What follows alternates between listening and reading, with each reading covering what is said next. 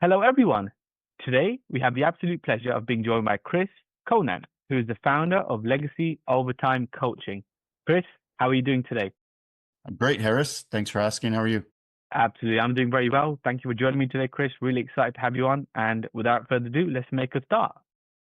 So, Chris, could you start off by telling us a little bit about your background, your journey getting to the position you're in, and could you tell us a little bit about the business, what the business does for the people that don't really know?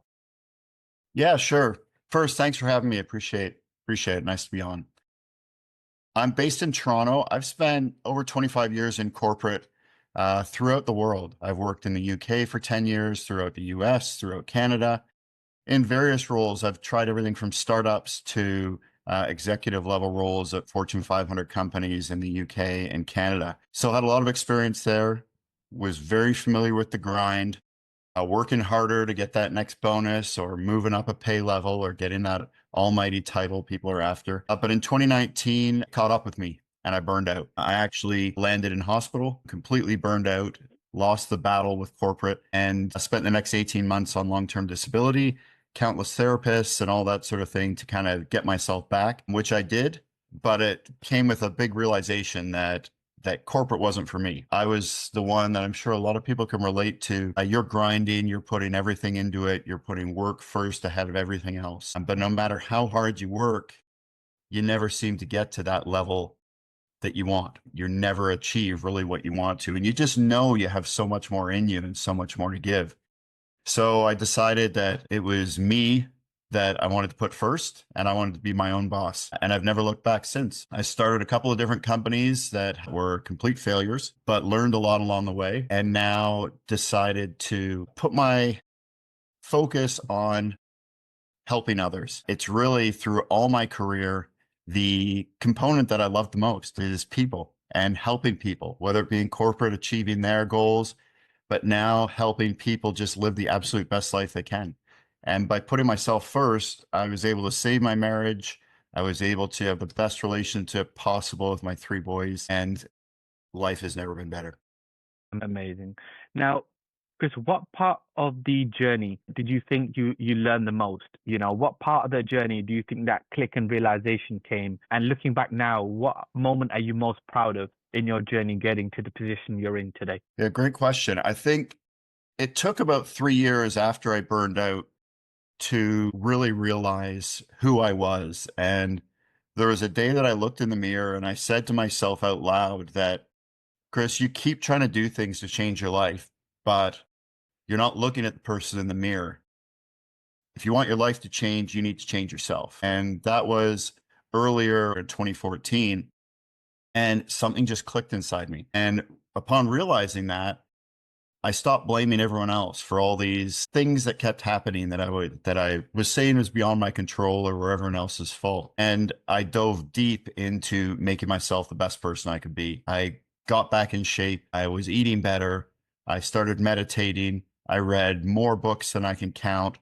I took more courses to improve myself than I ever have. And I put a lot more into my family. I changed the circle of influence I had. A lot of the people I was surrounded by weren't familiar with the founder experience. So surrounding yourself with your people is unbelievable change. But I would say that was the biggest moment of change is when I realized that I needed to change.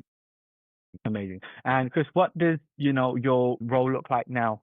Are you very much focused on the growth of the business and sort of driving things forward? Are you very much on client relations and dealing with that aspect, or are you very much focused with the team? And I guess what does a typical day look like for yourself at your, current position?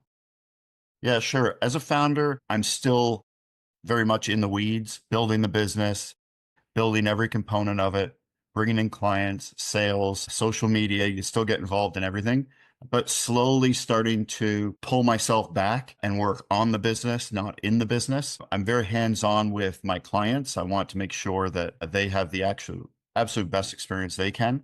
But I've also found through the failures I had in the business, other businesses I started, that I can't do this alone. So I Yeah. think it's really important early to find the people you can trust. I've, again, had people I've thought I could trust, but made quick decisions that I couldn't. So moved on from them. But have a great team I work with from around the world that take components that I either really don't like doing or I'm not good at doing. And I've outsourced those to awesome teams and really just focused on what my true strengths are. And it's working with the clients and it's building relationships. So that's my focus now and building really for the rest of the year. Amazing, amazing. Now, if we can come on to the next topic, Chris, which is the market, right? Market trends, shifts, what are you seeing happening in the industry at the minute? So what are some shifts or trends that you're seeing? How do you think they're going to pan out in the next few months and years to come? And how can people navigate these trends and shifts that are happening and the constant change? How can somebody, be prepared and navigate these? Yeah, that's a great question, especially in this day and age with how quickly AI is coming out. I think Yeah. there's a lot of people out there, and it gets talked about all the time, how AI is going to take over the world and it's going to replace Mhm. everyone's jobs. And to a certain degree, I think they're right. It's going to replace a lot of jobs, but it's going to give a lot of opportunities as well. So I think out there in the workforce, I think there are jobs that are going to go away, but I think more than anything, I encourage people to build their brand, build who they want to be. Even if you're a stuffy corporate job, you're working in a big ivory tower, there's nothing wrong with building your brand. I Yeah. know what it's like to only be able to put out on social media. It's very selective what you can put out, but there's nothing stopping you from talking about your things, your Yeah. life, what your interests are, and building your personal brand. By doing that, it does two things. It allows you, if you're ever moved on from corporate or your job disappears, you now have a brand that's built and you already have some influence from doing that. Also, it gives you something to potentially build on and move forward instead of just working for someone else. You can all of a Yeah. sudden pivot. You have your brand. It's all about you. It's about whatever the heck you want to do and what you love. So there is a real path for every single person out there to have a life they love built around a brand that they've built because it's about them and it's about Yeah. what they love to do. So I encourage people now, there's a lot of change. It's a very difficult job market. There's a lot of competition, but a lot of redundancy with AI. So what I would definitely encourage people to do is build a brand, look at what you really want to do, and either start doing that on the side or look to pivot. And life's too short. Live the best life you can. Amazing. Very well said, Chris. Now, another trend I wanted to get your thoughts on with obviously this trend has blown up last 10, 15 years and goes back of what you were saying about personal brand is social media, right? Building a social media presence, using social media, all the different avenues that are out there, and all of them, a majority of them are free, right? They just require your time and, the effort you're going to put in. So, what are your overall thoughts on social media? How do you think social media has evolved in the last 5, 10 years? And how can people use social media to their betterment in terms of helping growing the business? And what are some pitfalls perhaps business owners and or people in general need to be mindful of when it comes to social media? Okay. First off, so a few questions there. Call me out if I miss some of the answers. Yeah, sure. First off, personally, I'm in my 40s, so social media came a little bit later. So I've never really been a huge adopter or huge lover of social media. I'm much more about doing things in person. But as a founder, I also am very aware that social media is something I need to use. So I've been very all in on something on LinkedIn. Instead of going wide and very shallow, I've decided to go narrow on my social media and go deep. LinkedIn, one, it was familiar because I was from corporate and that's where everyone would go either to post the odd little thing about work or to look for jobs. But understanding it is much more than an online resume now. So I started going really deep on that. What I've found really over the past 9 months where I've really started to focus a lot more on social media is two things. One, it's very easy to get sucked into AI. And as you said, there's so many AI tools. A lot of them are free. So it's really easy for people to think, hey, AI can do everything. And I want it to do my posts and my comments and my outreach. And I've dabbled in lots of different social media, but one of the ones I found the most icky was the social media ones. And I'll use them to kind of touch up posts, but you have to make sure that you are being you. And I think the word authentic is almost getting overused, but just be you. And what I've taken upon myself is to stop overthinking, stop thinking every single post has to be absolutely perfect, that it has to sound like this, that, oh, I saw this person doing it this way. I need to do it this way. Just be unapologetically you.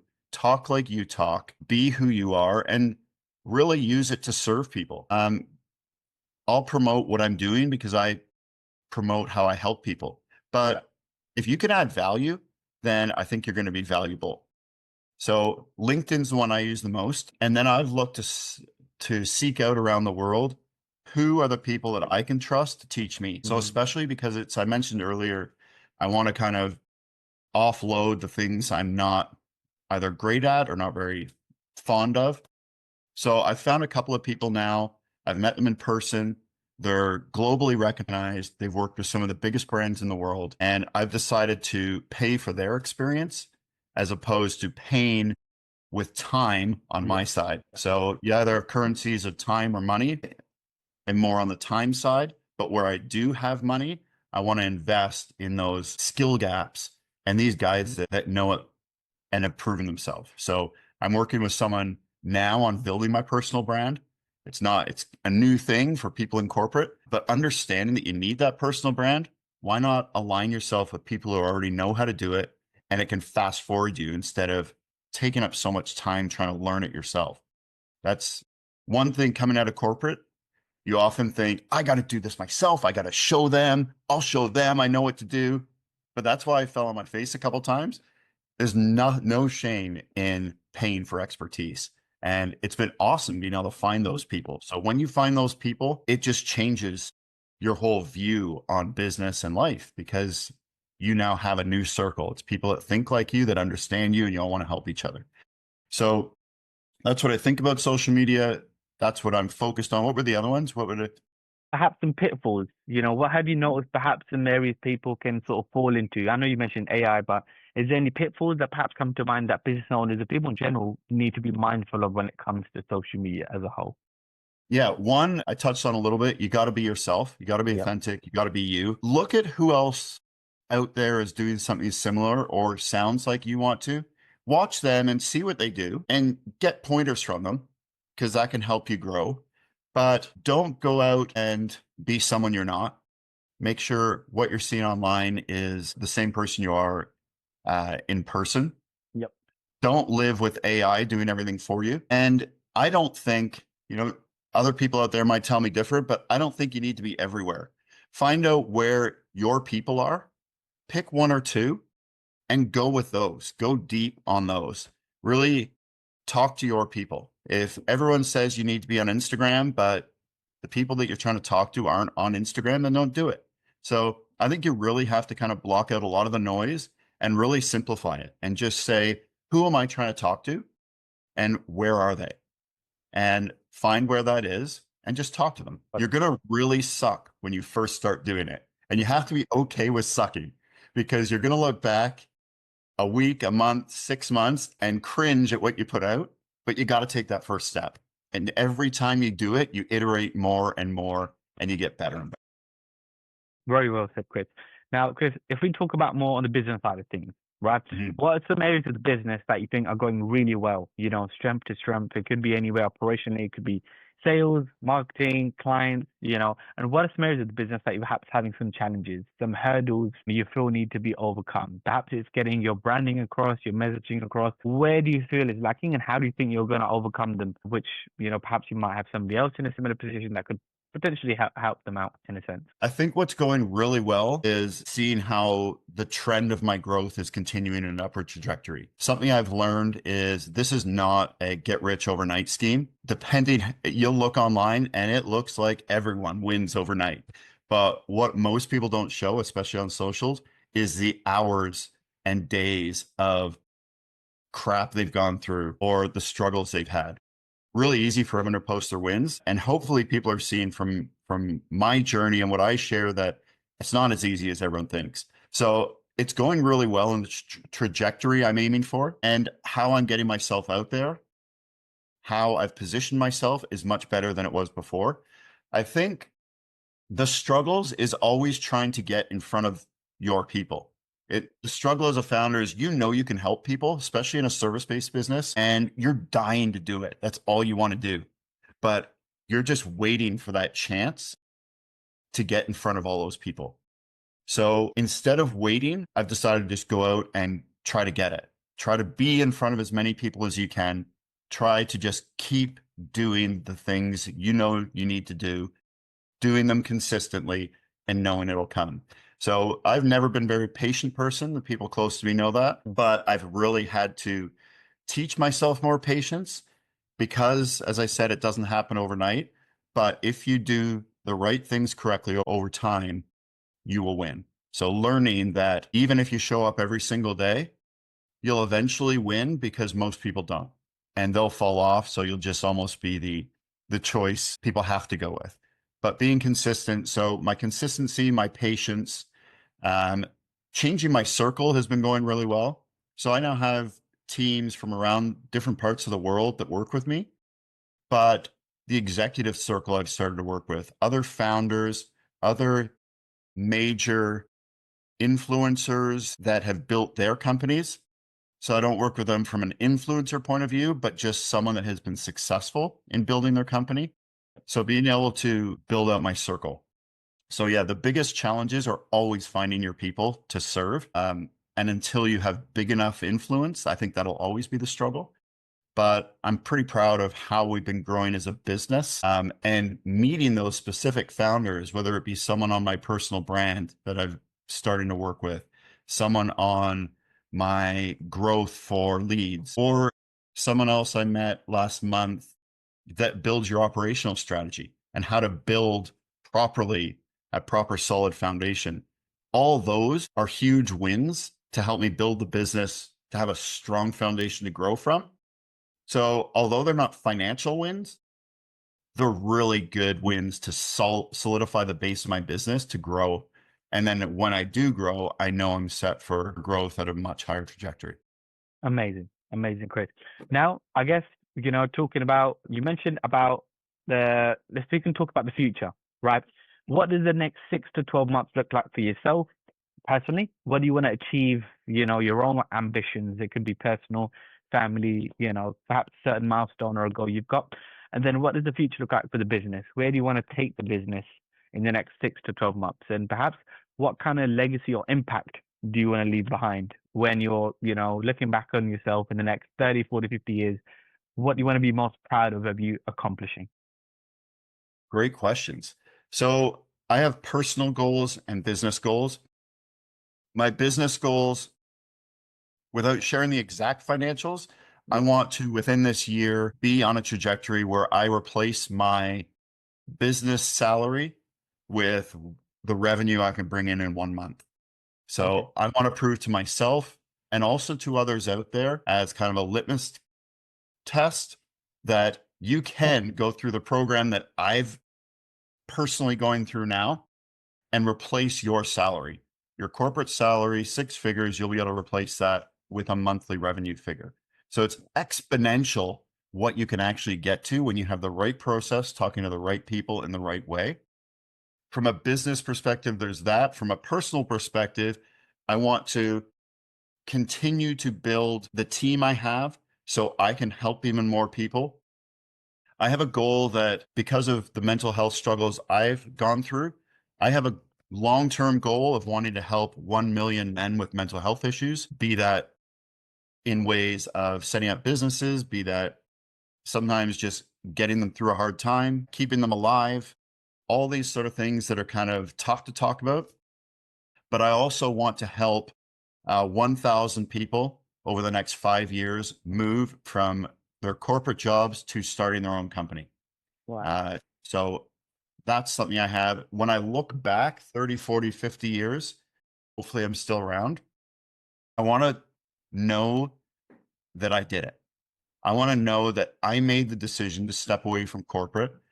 I want to know that even though it was a struggle raising a family and saving a marriage and going through many financial ups and downs, that I was able to stick to it and do it and have a successful company with a successful brand that has gone through all the highs and lows and can still look back and say, it's successful, it's helped X amount of people.